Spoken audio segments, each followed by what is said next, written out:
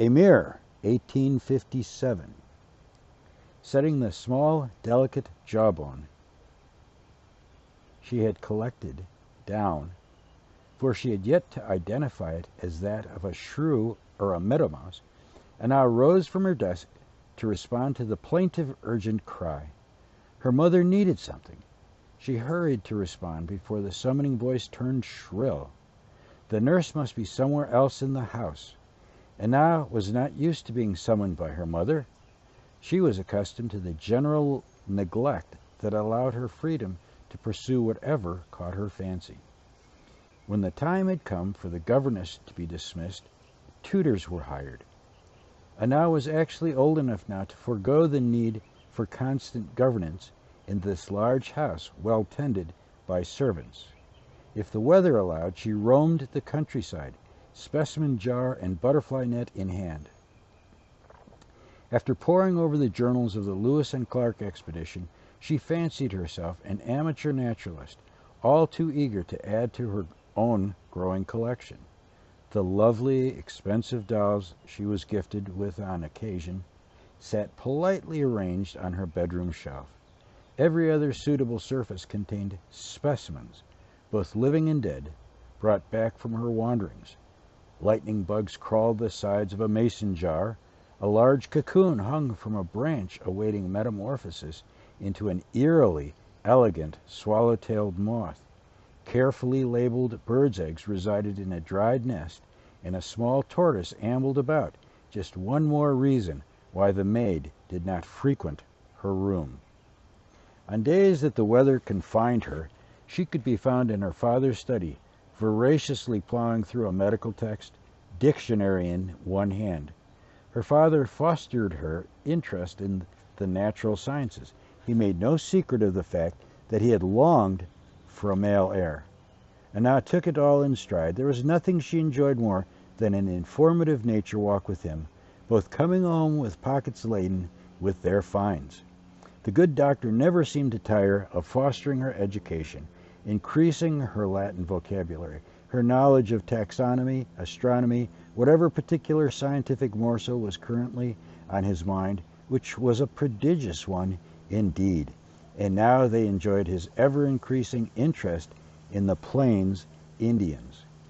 Her mother, Claire Violet, known for her great beauty, had seemingly little effect on Anna's character.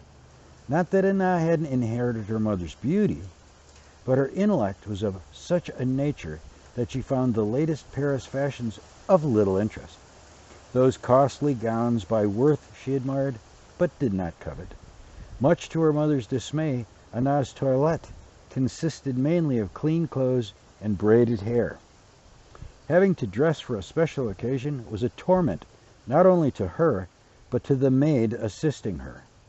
On the other hand, the time, effort, and concern that Claire lavished on herself to enhance an already beautifully endowed person was time that wasn't spent with her daughter. This was not lost on Anna, who, when she once understood how vanity and insecurity went hand in hand, easily disavowed interest in her own appearance. Her father, on the other hand, in spite of the demands of a busy practice, regularly scheduled time for his only child. His entertainments, grouse hunting, cards, and shooting skeet, were not for young ladies, but he regularly indulged her ambitions. A new book of botany or a field guide for a current interest only had to be mentioned, and it was procured for her, left casually by her desk. As a young child, Anna seethed with jealousy, not of her mother, but of the silvered object Claire Violet Roland Hoffman held to her face and gazed into with such interest. This mirror stole her mother's time and attention. There was little that Anna could do to compete. Her mother saw that all her child's needs were adequately met by the household staff. Her Nana, Ethel, a young Scottish girl, had seen to teaching her proper manners and etiquette, and as Anna was a bright child, there was nothing that was problematical with her education now that the best tutors had been hired. So this little family achieved a delicate balance, the father with his medical practice, the mother with herself, and the child with the wonders of the world around her. The Hoffman family did little entertaining. But all this changed when her mother fell ill and began a long, tormented descent toward the grave.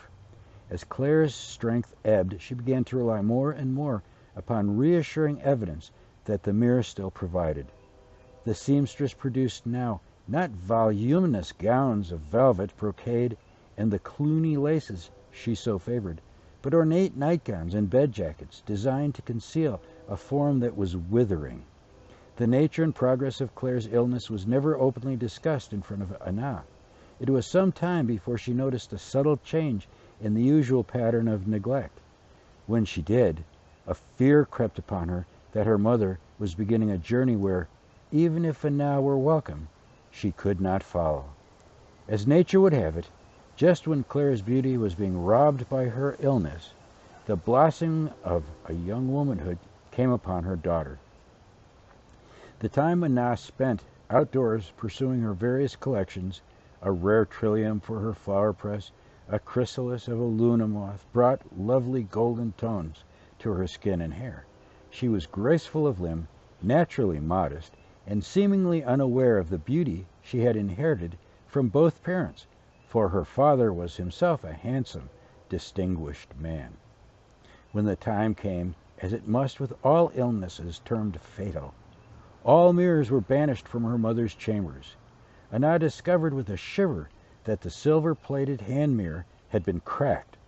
The ornate silver frame still held intact shards covered with a film of dust. Her mother had finally acknowledged that the love of self that had sustained her all these years, that had provided her with all the acclaim, attention, and rewards that great beauty can bring, had failed her.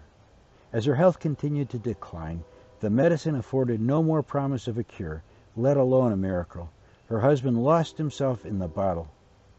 She tried turning, finally, to her only child for love.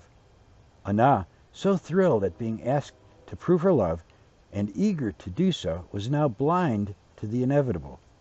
The relationship that she had hungered for since childhood was now being offered. "Come sit by me, dear," her mother would whisper. "Let me brush your hair.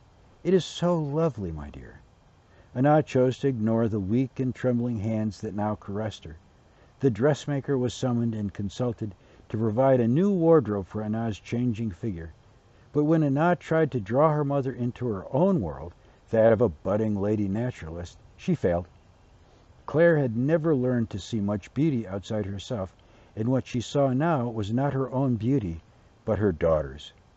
Tragically, she had little or no resources with which to cling to life now that her own beauty had not just faded, but disappeared. Her husband's love and devotion, the adoration of her daughter, they could not begin to erase the pain of losing the only thing she truly admired in life, her own beauty. The mirror was banished, as it could not lie. Pain exacted a heavy toll that, no matter how much love she sought, could not fill the cavern that pain was hollowing out. She then began to doubt the veracity of those who professed love, for how could they love her when she could no longer love herself? Eventually she drove all but a nurse from her side. She saw Frederick and Anna as witnesses of what she thought of as ugliness. She entertained thoughts of taking her own life, imagined what gown she could be laid out in. Driving her personal maid to distraction, she demanded one gown after another to be displayed, then rejected summarily, tossed aside with rude and bitter comments. She constantly dismissed the nurse, but when Claire was found lying senseless on the floor, too weak to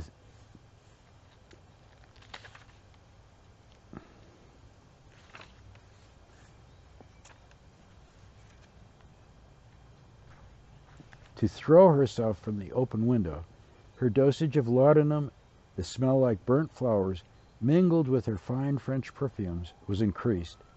She lay supine, the pain controlled with ever-increasing dosages, but her awareness of her surroundings effaced also.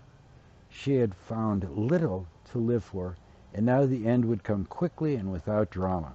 And now would come quietly to stand in the doorway, mute and helpless to understand, yet fearful to enter. Sometimes her father would find her curled up in the doorway, too stricken to leave. He would gather her up, carry her to bed.